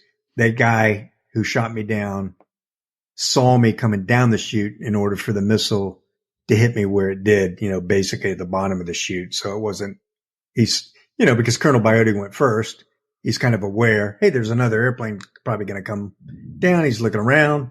he shoots it at me. So even if I put him post IR, it wouldn't have mattered. So anyway, then, when that thing hit me, that left wing goes away, or a good portion of it. It took a big part of the hot. Was it the part of the wing that was up next to the fuselage went away, right flaps underneath. And all that shit? Yep, all that. So all the flap goes away. And it's not a very big missile, but it's enough to knock that hot nozzle off part of your wing. So the plane goes from doing a 45-degree climb to a inverted spin on fire. And remember Bitch and Betty? Every airplane has it. And she won't shut up. She won't shut up. And she goes through her litany. Engine, fire, hydraulic, failure, fuel control, on and on. And I'm like, yeah, baby, I know. Was it like slow motion for you at that point? Was everything going really slow?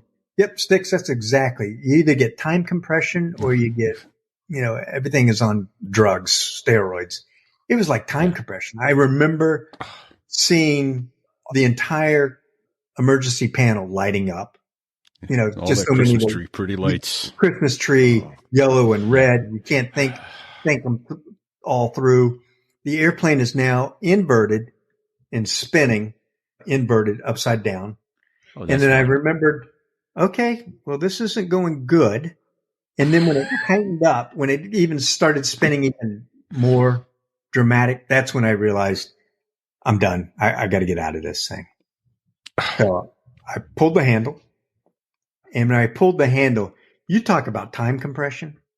I pulled the handle and I consciously had this thought. It didn't work. You gotta be shitting me. This thing didn't work.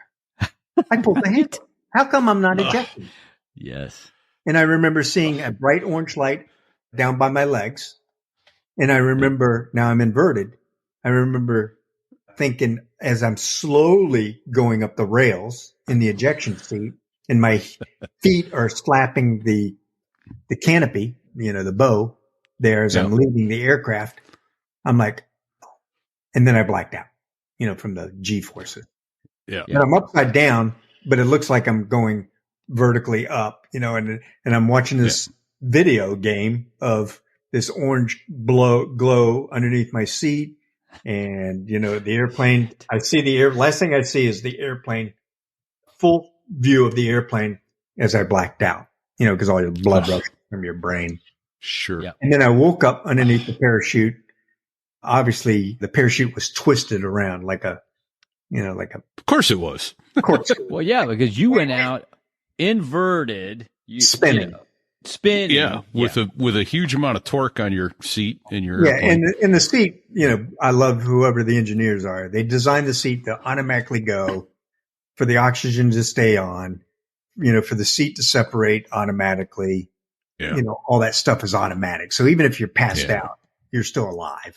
And I remember waking up and my neck was, bent over because the parachute had twisted so much that I had to grab the risers and stretch them apart and, and kind of unspin myself. And then the crazy thing is I'm in the air, probably 10, 11, 12,000 feet, looking down. Okay. And I had just bombed these people. So they're not happy. They're happy to see you. Yeah. Oh yeah. And it was, instead of Bitch and Betty yelling at me, it is deathly quiet. Oh, yeah. No air, no jet noise, no radio noise, no crackling, no nothing. It was like, holy, I'm like, am I alive? Am I dead? Am I in heaven? Am I in hell? Where am I? I'm drifting. And I looked up and then God bless the Marine Corps. Baby, I rock. I am like, now I'm back to, I rock. What are my procedures? Yep. Inflate, release, option, coke fittings. I'm not even thinking. This is just my body is like, hey, this is what I've been trained to do. Train like you fight like you train. Thinking about what the Iraqis are going to do for me. I just know that I'm in a parachute and this is what I'm supposed to do right now. Yeah. And so I do all those procedures. And then I get my radio out, my piece of crap radio they issued us. I put the earphones. Bible radio. Up, I got about they say 1,000 feet per minute, so I got about 9 minutes of airtime. Did you lose your helmet in the Nope, ejection? helmet stayed on. Okay. But I had burns on my arms. Later on, I noticed that my feet were bruised, from slapping. You got burns on your arm from the det cord going off. From the det cord. The canopy. Yep. Okay. Shattering the canopy and all that stuff, and obviously just it felt like somebody threw you out of a car at 60 miles an hour. Well, ejection is a physiological event. It's rough. It's a double E ticket ride at Disney World, that's for sure. Yeah, not something you want to do more than once. I thought it's something you want to do once, I think. Then you have back for the rest of your life, and right. So you got about 9 minutes. You got about 9-10 minutes of time. Now. Yeah. And so I put the radio, the receiver. Whose phone is going off? Whose phone is Bart's? Is that yours, Bart? Bart, we're hearing a ding. Somebody's dinging you. Somebody's dinging me. Whoever's dinging me, stop it. It may, it's not me because I would get the notification. So. Yeah, it's not me. It's either no one saw me. You can't prove a thing. Or Bart. If you got pictures, you can prove it. But I'm denying everything. Sorry. You're still getting pinged. I don't know what's going on. Maybe it's coming through your computer. So you got 9-10 minutes of time of peace and quiet. Peace and quiet, and you're Reflection. you're over the area that you just bombed. And Colonel Biote and the F-18. So, I'm expecting them to, and I'm looking down there, and where's the welcoming committee? Well, it is flat brown sand, and they issued us 2 tan flight suits back then, and now they're everywhere. But most of us, we had green, and I had already used my 2. They stink. They were all sweaty. So you were wearing a nice dark green one. I'm wearing the dark green one underneath my orange and white parachute. Yeah, that's perfect. Yeah, that's perfect. No, it's just timing is beautiful. Those Iraqi soldiers needed help locating you. So as I'm drifting down, I'm trying to talk on the radio. I remember Lusty 5-1, Lusty 5-1. I am alive and well. I have just been shot down. Trying to get anybody to answer me on the radio. F-18 guys didn't, hear me. Colonel Biote didn't hear me. The radio never transmitted or whatever, for whatever reason. And the ELT in your seat, the emergency locator transmitter, that automatically goes off. Oh, yeah. Did not work. So. Of course not. Oh, great. Yeah. So my wife, again, I'm married. We've been married for 4 years, but had no children. The word she gets in Cherry Point that night was, it's just like in the movies. You're in your office. Somebody knocks on your door, the chaplain and the colonel, and he knocks on the door and he goes, "Mrs. Sanborn." And she goes, "Why are you here?" And she kind of knew. Your husband went on a mission in Iraq, and we currently don't know his whereabouts. We don't know whether he's alive or dead because they didn't have visuals, didn't have any radio contact, anything. That's kind of the word she got. So there was 6 sets of eyeballs, and nobody saw your shoot. Nobody. Well, that was the only thing they reported is we saw a orange and white parachute because when I landed, as soon as I landed, I'm thinking, hey, nobody's talking to me. Good Marine. You don't quit. You don't give up. So I laid out my orange and white parachute, and I said, I'd gone to forward air control. I've been a forward air controller, 1st Battalion, 8th Marines back in 1990, I think it was. So anyway, I'm fully qualified FAC, forward air controller. So I understand, how you control airplanes. So I'm thinking, lay out my orange and white parachute. I got an F-18 up there. They'll call in reinforcements. Hey, do you see my orange? Here's my game plan. You see my orange and white parachute? Yeah, that's me. You are free to bomb anything within 500 yards, north, south, east, and west to keep them away from me. Yeah. I'm a no danger drop. close. I'm a no drop zone. I'm a no drop zone, but other than that, start bombing. Hey, fellow aviators. Today, we're diving into something you aspiring airline pilots and those needing an ATP, ATP-CTP, or type rating will definitely want to hear. Flight Training International, or FTIratings.com, since 1993, FTI has been setting the standard for top-tier pilot training. Exactly, Sticks. But FTI isn't your typical flight school. It's a veteran-founded institution that's all about providing high-quality, cost-effective training across a wide range of airliners. Whether you're training on Airbus or Boeing simulators, they've got it covered. These simulators are as real as it gets. They mimic the exact conditions you'll face out there in the real world. And these simulators are no joke. Full motion, FAA certified, and the same ones the major airlines use worldwide. So every training session isn't just practice, it's the real deal. Plus, their instructors have been in your shoes. For those transitioning from military jets to commercial airliners, they make that process smooth. That's right. The instructors at FTI are top-notch. We're talking about seasoned professional pilots with military backgrounds and years of experience flying commercial airliners all over the world. They're there to guide you, to teach you, and ensure that you're prepared for everything. So when you take your check ride, everything will feel very, very familiar. FTI Ratings offers a special program like the ATP CTP training program or Airline Transport Pilot Certification Training Program, which Congress mandated to make sure pilots are fully ready for the demands of modern aviation. And the best part, you can access all of this training right from your iPad at your convenience. And because we love giving our listeners a deal, we've got one just for you. Mentioned, so there I was when signing up for your first course at FTI and get a sweet $100 off. Whether you're an experienced pilot looking to get a type rating or a military aviator transitioning to commercial, FTI is your launch pad. So what are you waiting for? Head over to FTIratings.com. That's FTIratings.com. Join the ranks of the impressive alumni, which include pilots from the Air Force, the Navy, even the FAA. If they trust FTI, you can too. Absolutely. And don't forget, you can use your veterans benefits to cover the cost of FTI. So get ready and prepare for takeoff. Visit FTIratings.com and get started today. Your future as a top-tier airline pilot starts at Flight Training International. That's FTIratings.com. Don't just fly. Soar with FTI. And sure enough, I'm on the ground for less than 5 to 10 minutes, and I start to see about a dozen of them come through undulating terrain, walking Vehicles. my way.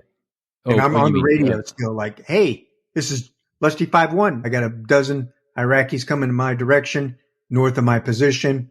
If you see my orange and white parachute, you are free to drop, clear to drop. I just wanted somebody to acknowledge that I'm alive, and come give me some help. Yeah. Unfortunately, it didn't happen, and they literally walked up to me and, they're knuckleheads. I mean, remember, we had been bombing them and they had no recovery. I mean, they couldn't. And there you were without a passport. I got no passport. I got no, I wasn't invited to their party. Right. And I remember that, they're looking at my, my pistol's packed away, but the radio they thought was probably a bomb or something like that. And they spoke broken English. They would say like, you drop that, hands up, drop that, and they got rifles. I got a 9mm, I think it is, with 14 rounds. I'm outgunned. I'm out of ideas, and they captured me. But I got captured by the raggiest riffraff.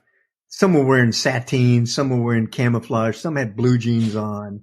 Oh my God. And I remember as they made me take off, anything of, all my gear, flight gear and all that stuff, as they were escorting me to their underground bunker, one of the knuckleheads had an accidental discharge, Oh, shit. Yeah.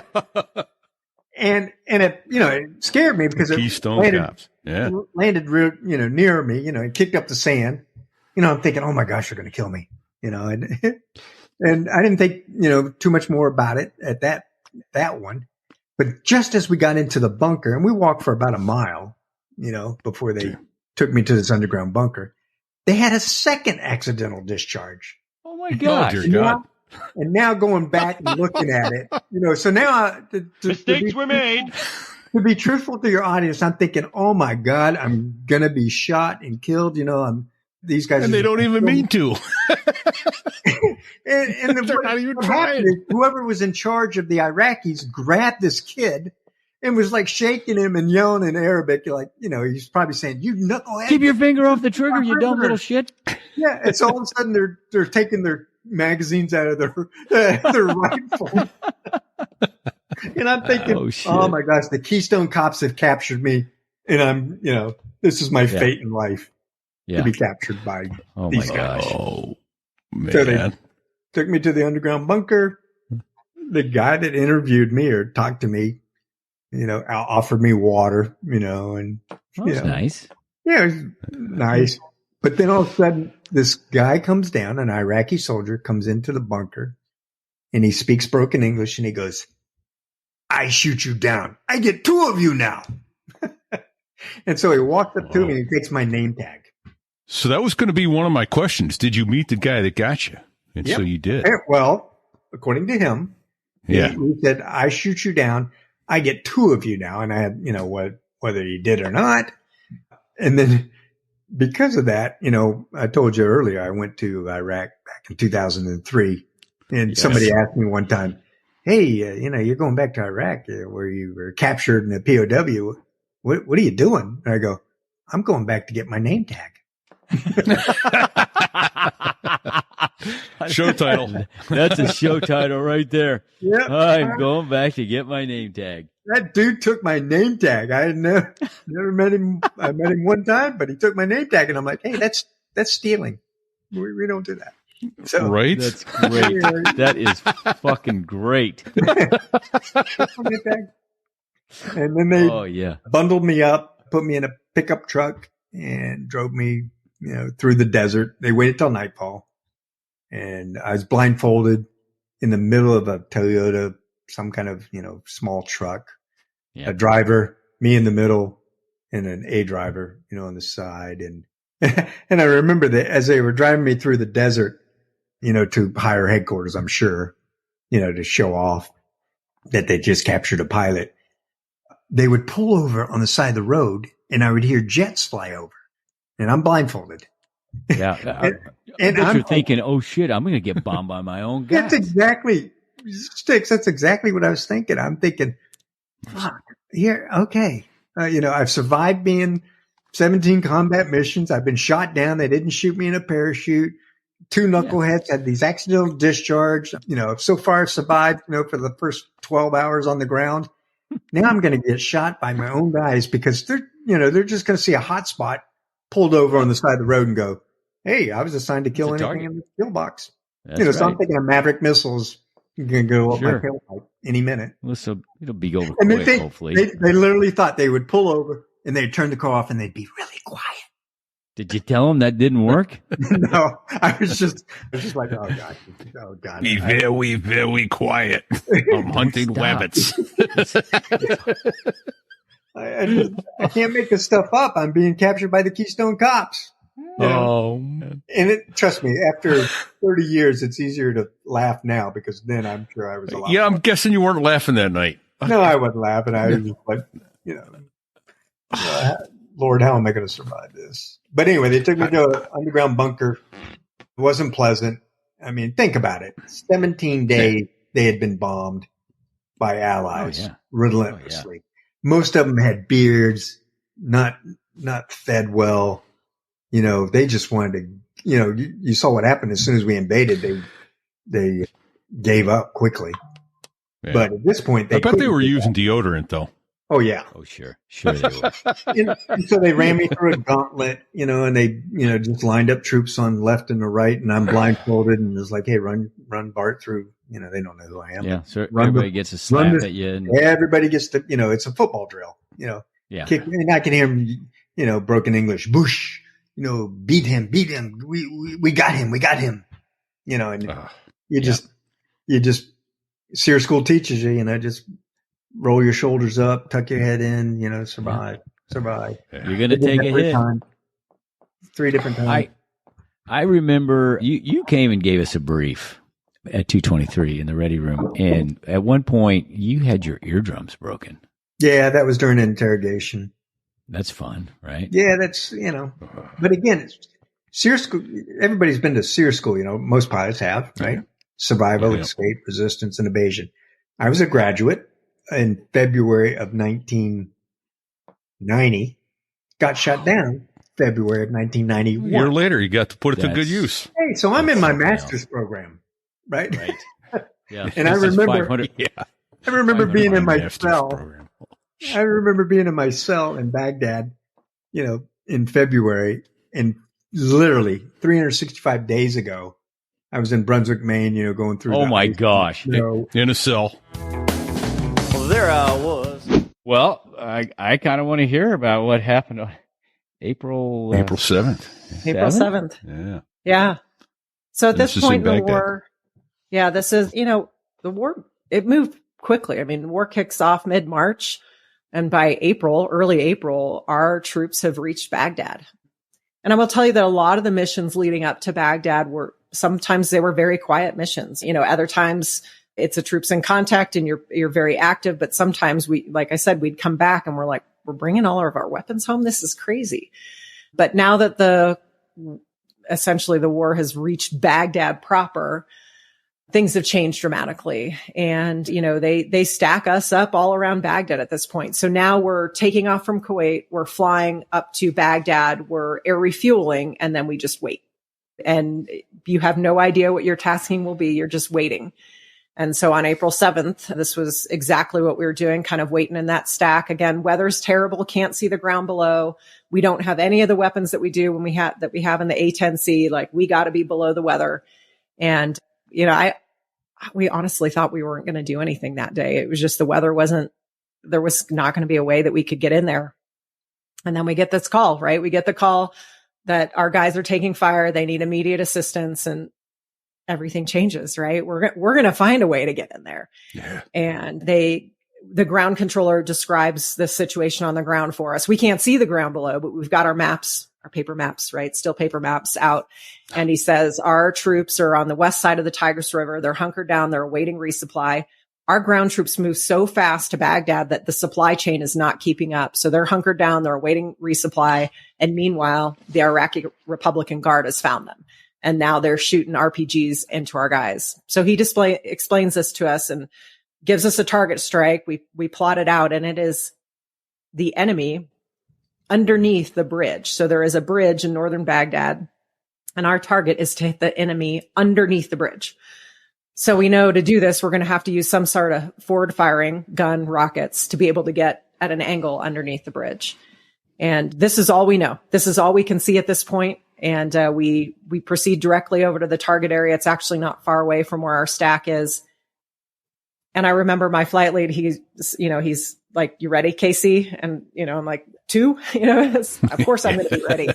He says, "Wedge shooters guns," which is our formation and the role we're going to play. And so he says, "All right, I'm going first." And I just watch him kind of roll inverted. He just essentially does a split S down below the weather, finds this little hole in the clouds and is gone. And now it's like, here's me up above the clouds all by myself over Baghdad. And like, what now? And he says, "All right, Casey, you can come down below the weather." Gives me a little bit of description of what I should find. Thankfully, good guys, west side of the Tigris River, bad guys, east side of the Tigris River. It's about as clear, as definitive as you can get, which is not always the case. So really nice. And he says, "All right, come down below the weather." So I find the hole in the clouds, and I'm like, what the hell is going to happen when I get down there? I have in this vision, and I get down below the weather, and I can instantly see this firefight. I mean, we are low. I can see flashes and smoke and tracers going back and forth across the river. I mean, it's honestly completely surreal, because this is like everything we talk about. It's always what we're training for and practicing for. And then I like to see it. I mean, it was just, I don't even know how to explain it. It was just so surreal to like, this is the moment. This is everything that you train for in this moment. And right about then, it's like, okay, now get to work. And my flight lead is already rolling in north to south. I've picked him up. I'm trying to pull in on trail on him so that I can shoot right after him. He goes north to south with guns underneath the bridge. And immediately the JTAC, we called them ground facts at the time, he says, not effective. And he tells me to abort. So the direction that we're coming in from north to south isn't going to work. So now we have to come in from south to north. We're going to come off west over the friendlies, but now we're pretty damn predictable. In from the south off to the west. And so we decide 2 passes, that's it. We're done. We'll climb up. We'll get our energy back. We'll reassess, get back in. So we do 2 passes. We do a pass of guns and then a pass of rockets. And my last pass, I don't know. To this day, I can visualize it. I also have a video of it, so that probably helps. But I can see just this bridge over northern Baghdad. Like, it's downtown Baghdad. Like, people are just driving across this bridge. Like, there is a war going on, and yet there's still cars going across this bridge. Unreal, right? Unreal. Yeah, and we're also, we don't want to take out the bridge because our troops actually need the bridge to cross the river. So I remember just kind of fine tuning my aim point right underneath that bridge, hit the weapons release button, 7 rockets, rippling 7 high explosive rockets down on the enemy. And then normal, just pulling away from the ground, trying to climb up, get altitude and airspeed back. We're incredibly heavy. So, A-10, a little bit of a pig, struggling to climb. And all of a sudden I just hear this huge explosion at the back of the airplane. Oh boy. There's no doubt in my mind. Like, I know immediately what has happened, and, I'm hit. Like, the jet immediately just dumps over, and I can see Baghdad below. Instinctively, I pull back on the control stick, right? As you do, as you're diving at the ground. And I pull back and nothing happens. And I'm oh shit. Which is exactly what I say on the radio, because that helps. I key the radio and I say, oh shit, 2's hit. Like, that's it. That's all I tell my poor flight lead. And then I can't talk because I am frantically trying to recover my airplane as I'm now diving at the ground. I see, like, the water of the Tigris River, like, everything's kind of coming into play, like, time is slowing down. Yeah. And I remember looking down at my ejection handles and just thinking, this is not going to go well. Like, I cannot eject. Like, to eject right where we were just strafing the enemy, like, this is not going well. They're not going to be happy to see you when you get there. No. And so I, all of a sudden, it's like, there's fear somewhere back here, but it's like not in my front. I'm just trying to get the airplane under control. And so I go back to training, right? You fall back on your training, like, all right, master caution's flashing me. I look down at my caution panel. There's more lights on than I've ever seen, and I'm frantically kind of going up and down the list of caution lights. And I very quickly see the 4 lights very bright at the top of the panel, which right in the middle, not a good sign. It's my left and right hydraulic pressure and hydraulic reservoir. So the system's depleted. It's empty. I look up at the hydraulic gauges just to confirm, and they're both at 0. The left and right side completely depleted in an instant. So that's why the controls aren't working. Yeah, nothing's working. And thankfully, right, A-10 built to take hits. We have a backup system on the A-10. It's called manual reversion, and it allows us to fly without hydraulics. So this isn't like a debate. I'm not debating what happens next. Like, it's either ejection handles or the, hope for the man reversion, which, thankfully I flipped that switch very quick and it works. Like, suddenly the airplane is, slowly and heavily, but it's climbing, it's maneuvering now. And that's kind of the first, like, all right, I might actually live. Like, I might actually survive this. Somewhere along the way, I kind of tell my flight lead that I'm in man rev. I say I'm in man reversion. And I think in that moment, like, he knows that I'm hit. That's all I've told him. And now I say I'm in man reversion, and he's like, oh shit. Like, this isn't just a little bit hit. This is a lot hit. But thank God for Wingman, right? He was my squadron commander. And I was a young wingman, right? So we're paired with a very experienced flight lead. He happens to be my squadron commander. Ton of experience, flew in Desert Storm. And he, to this day, like, his words somehow made it through all the noise, all the pressure of everything that's happening in the cockpit. And he's very direct with me. And he says, bring it west, because he thinks if I have to eject, at least now I'm floating down over the Friendlies. I mean, by some miracle. So he's telling me to bring it west. He also tells me to emergency jettison everything off the airplane because I'm struggling to climb. And he tells me to put out more chaff and flare because they're still shooting at us. I mean, when you talk about like a wingman and saying the right things, he absolutely did. So now the airplane's flying and finally trying to like gather my thoughts at this point and like, okay, take a deep breath. Now what? Right. Wow. Wow. Indeed. Yeah. Holy smokes. Oh, yeah. So I didn't, it's crazy is I couldn't see this damage. We have mirrors in our cockpit, but I can't, it's at the back of the airplane. So I can't see it. So the first time I know about this is we eventually make our way kind of above the weather and out of immediate danger in Baghdad. And this is the battle damage check. Essentially, flight lead pulls up next to me. He's like, Casey, it doesn't look so good. Yeah. Hey, Bagel, would you put those back up for a minute, please? We're at 103 on the video if you want to go watch the video on YouTube or Rumble or Facebook. Yeah, it looks like it. So it looks to me like there was small arms fire as well as shrapnel. It was shrapnel. Yeah, it's shrapnel. Or is it shrapnel? So okay. What the intel troops believe is that missile hit that back horizontal stabilizer. You can see that the big hole that's about the size of a football. It hit there and then sent shrapnel into the fuselage and tail section. Our hydraulic lines are separated throughout the airplane. That part that you see there with all the damage, that's the narrowest part of the airplane. And so the hydraulic lines do come together there. I eventually got to go look inside the airplane and there was I think the right side was completely sheared. The hydraulic line was completely sheared from shrapnel. Okay. And then the left one had a hole big enough that it depleted the system instantly. So, wow. I don't know. Lucky hit on their part, lucky on mine. I don't know. Hard to say, but it's a testament to the airplane, right? Like it kept flying. I mean, it's just. One of our Facebook users is asking, what is a MANPAD? That's Man Portable Air Defense System. It's a shoulder fired heat seeking missile. Right? Yeah. And they believe, without going into any of the technical classified details here, that it was not a MANPAD, that it was a surface to air missile based on where the missile hit and the size of the hole, also the size of the damage. And we found some of the shrapnel in the airplane. We found a screw. So there were a few things that helped us identify the type of surface to air missile. Oh, wow. Okay. So it might have been radar. That's impressive.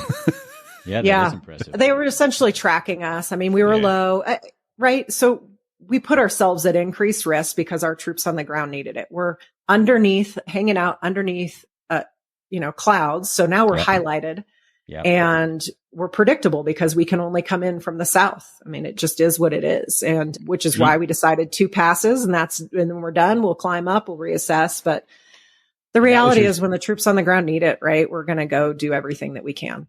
I mean, that was the second pass, your second pass. That was my second pass. That was where we were.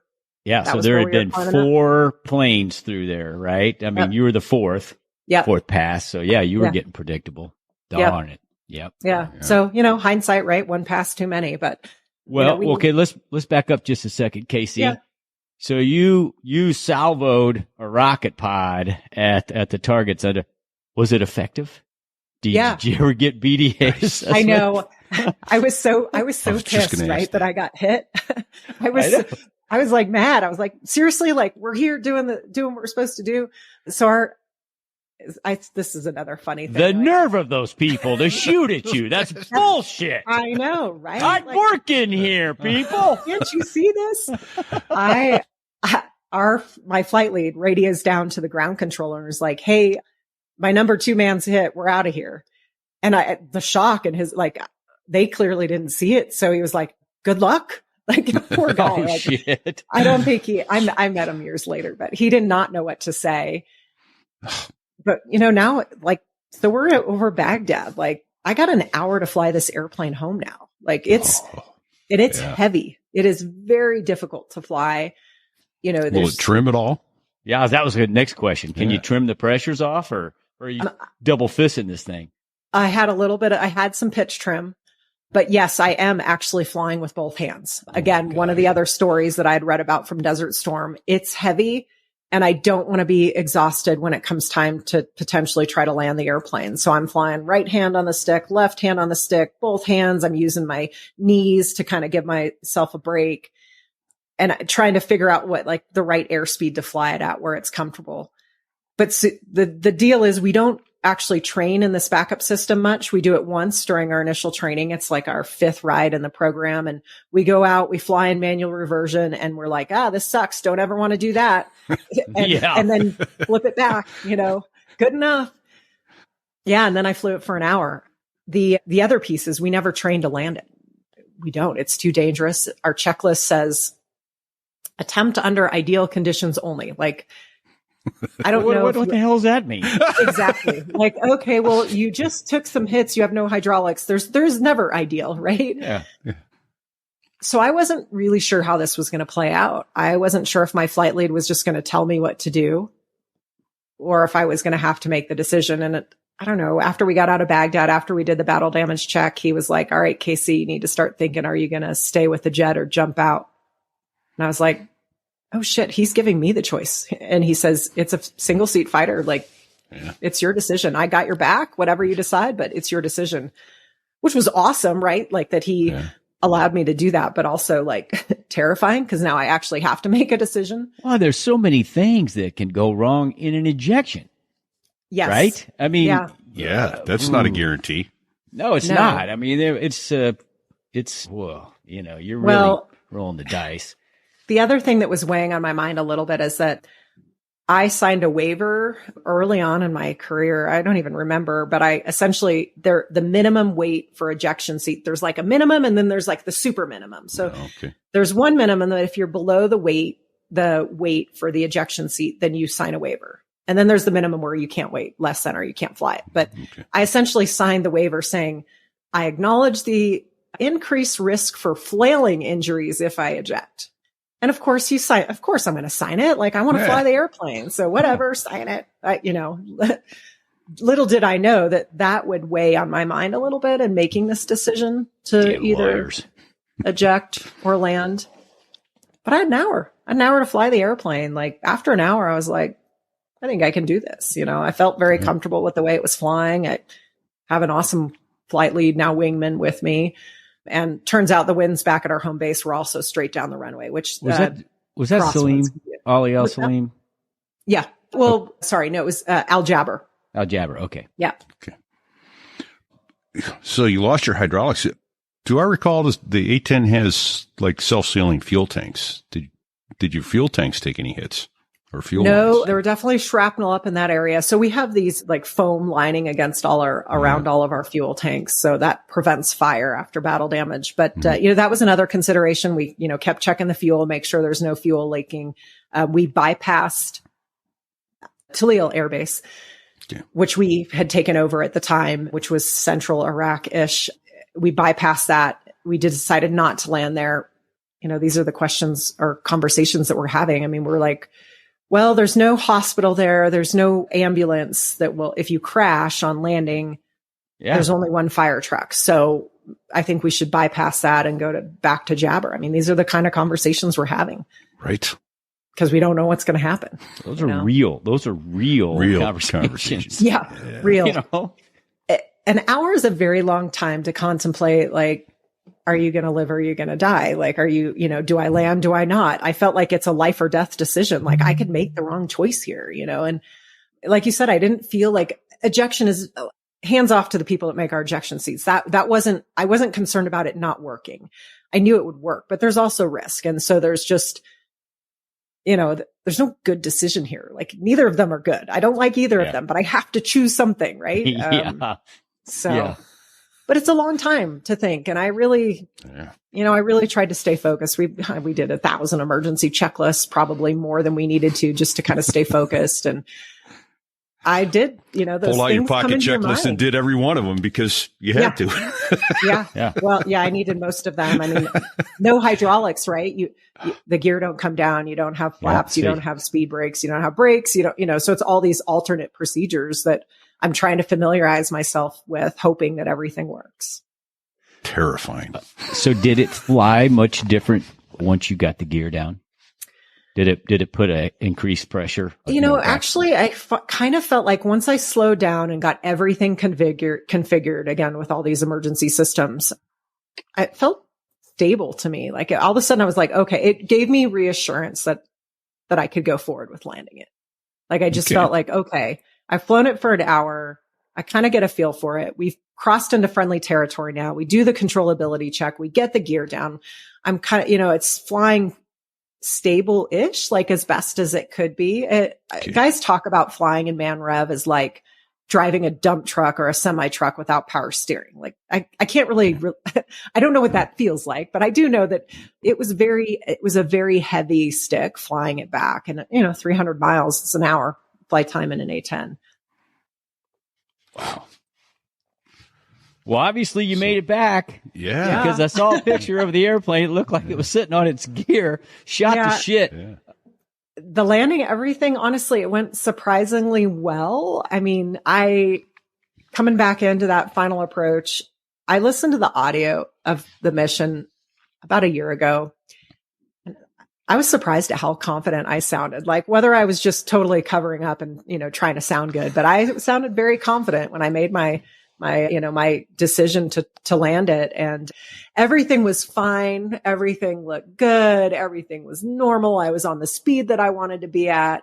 The intent is that you essentially do a power on landing, not something we do in the Air Force, but power on landing to maintain power in manual reversion. If you pull the power back, the nose dumps. Sure. Obviously not good when you're close to the ground.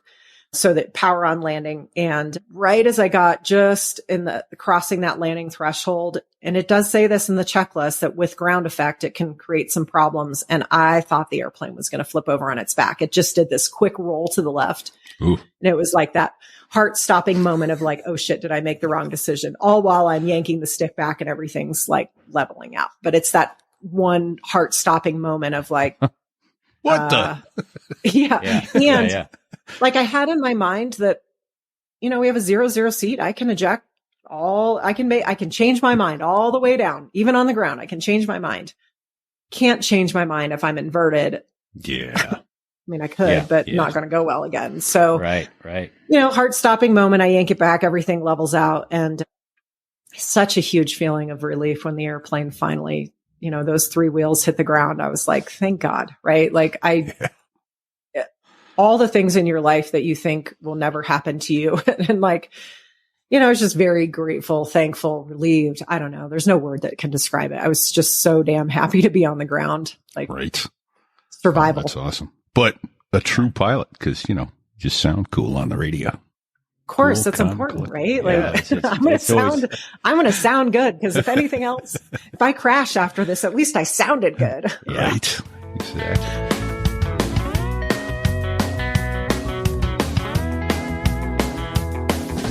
There I was, crossing the pond, and you could see that I wasn't exactly fond of all the shit I was wearing on that day. Now an F-16 is cramped enough, but it's even worse with all that stuff supposed to save your life. But we knew there was no way. 'Cause when you're going down the North Atlantic, man, it's over. This is your pilot speaking. Once again, thank you for flying Beverly Airlines Flight 406127. Direct service to Tucson. Sit back and then 30,000 feet flight attendants Darla and Stacy. We do realize you're currently 61 degrees. No smoking. That didn't make much sense, right? That's affirmative. Coming up on 20 years of service, and you don't care anymore? Correct. You find that when you're a pilot, you can get away with anything as long as you talk like this.